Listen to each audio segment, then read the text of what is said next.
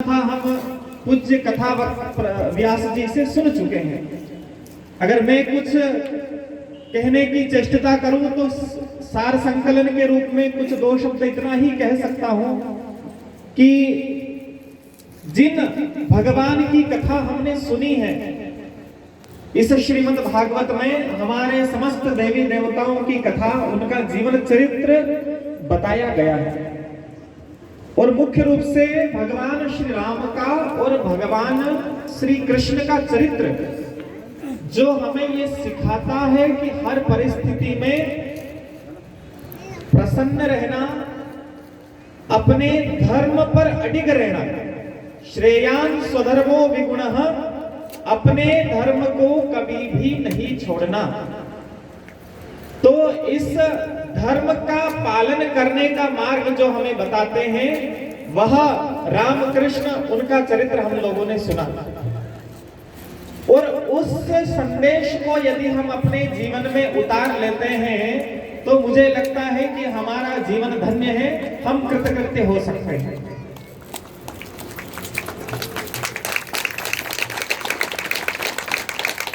भगवान राम के जीवन को और कृष्ण के जीवन को यदि हम देखते हैं तो हमें वो भक्ति का मार्ग बता रहे हैं। लेकिन एक छोटा सा निवेदन आपसे और कर दूं कि भक्ति के साथ साथ हमें वो ये सिखाते हैं कि राम जी जब वन में जाते हैं तो सब कुछ छोड़ देते हैं लेकिन धनुष बाण नहीं छोड़ते हैं। एक तो भक्ति नहीं छोड़ते और दूसरा शक्ति का जो प्रतीक है धनुष बाण, वो नहीं छोड़ते। भगवान श्री कृष्ण मुरली धारण करते हैं लेकिन जैसे ही समय आता है सुदर्शन चक्र भी धारण कर लेते हैं। और आप लोगों से मैं इतना निवेदन करना चाहता हूं कि जो हमारे आयोजक बंधु हैं, जितना मैं जान पा रहा हूं, श्रद्धेय रावल जी हैं, श्री दीपक रावल जी के पूजनीय पिताजी हैं, और साथ साथ में जिनको जो परिचित चेहरे मुझे दिख रहे हैं, भाई मोनू जी ठक्कर हैं, हमारे चार धाम मंदिर जो हमारे गुरु जी का आश्रम है, हमारा आश्रम है, वहां से जो जुड़े हुए हैं भाई साहब श्री संजय जी। तो ऐसे ऐसे महनीय लोग इस आयोजक मंडल में सम्मिलित हैं। तो मोनू जी और ऐसे जो लोग हैं विश्व हिंदू परिषद संगठन के माध्यम से समाज को जागृत करने का काम करते हैं। और भी चेहरे तो परिचित हैं, नाम मैं भूल रहा हूं, लेकिन ये सभी लोग समाज को जागृत करने के कार्य में हमेशा लगे रहते हैं। तो भगवान राम हमें भक्ति सिखाते हैं लेकिन उसके साथ साथ शक्ति को भी धारण करना सिखाते हैं। और मैं आपसे बस यही कहना चाहता हूं कि भक्ति याद रखी हमने, शक्ति को हम भूल गए हैं। माला डमरू पास रखे पर दूर त्रिशूल गए हैं। शक्तिहीन का धर्म नहीं, ये तो पाप है भाई। इसीलिए हर एक देव ने यहाँ शक्ति अपनाई और शक्ति जगाकर हमें जगाना राष्ट्र भक्ति के प्राण। बिना शक्ति के कहीं भी जग में न होता है सम्मान। तो इसलिए हमें भक्ति के साथ साथ शक्ति को जागृत रखें। जब भी धर्म पर आ जाए, हमारे हिंदू समाज पर आ जाए, अगर कोई टेढ़ी नजर करके देखे तो हमें उसका प्रतिकार करना है। हमारे अंदर सोई हुई उस शक्ति को जागृत करके उन दुष्ट शक्तियों का मुकाबला करना है। बहुत तरीके से आज हिंदू धर्म के ऊपर आघात हो रहा है, चाहे वह अनेक तरह के जिहाद चलाए जा रहे हो, लव जिहाद हो या लैंड जिहाद हो, भूमि जिहाद हो, अनेक तरह के समस्याएं आज हिंदू समाज उन समस्याओं का सामना कर रहा है।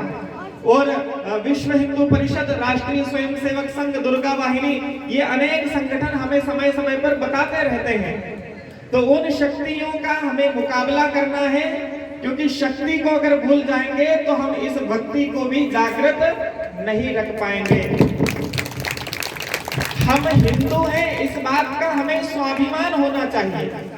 वरना कुछ लोगों ने ये गलती कर दी और पाकिस्तान के अंदर 70 साल पहले ऐसे ही खूब भागवत कथाएं होती थी, राम कथा होती थी, लेकिन आज वहां हिंदू नहीं है, इसलिए भागवत कथा वहां नहीं कर सकते। तो हमारे अंदर हिंदुत्व का स्वाभिमान हमें होना चाहिए। यही निवेदन मैं आपसे करना चाहता हूँ। और बस आखिरी में आपसे इतना निवेदन कि जरा इस पंडाल में बैठ करके हम हिंदुत्व की गर्जना एक बार करें। हम ऐसी गर्जना करें, हमें ऐसी गर्जना करनी है जो देशभक्तों के हृदय में आनंद पैदा कर दे और गद्दारों के दिलों को दहला दे। तो हम हिंदू हैं और यह हिंदुस्तान हमारा है, इन शब्द की आपको गर्जना करनी है। तो उठो धरा के वीर सपूतों, माँ ने तुम्हें पुकारा है, कहो गरज कर हम हिंदू हैं, हिंदुस्तान हमारा है। और वीर शिवा राणा प्रताप का गूंज उठा वो नारा है, कहो गर्व से हम हिंदू हैं, हिंदुस्तान हमारा है। और रामकृष्ण गंगा का विरोधी जो हमसे टकराएगा, वो कुत्ते की मौत यहाँ पर देखो मारा जाएगा। अरे म्लेच्छों को दुर्गा के बेटों ने ललकारा है, कहो गर्व से हम हिंदू हैं, हिंदुस्तान हमारा है।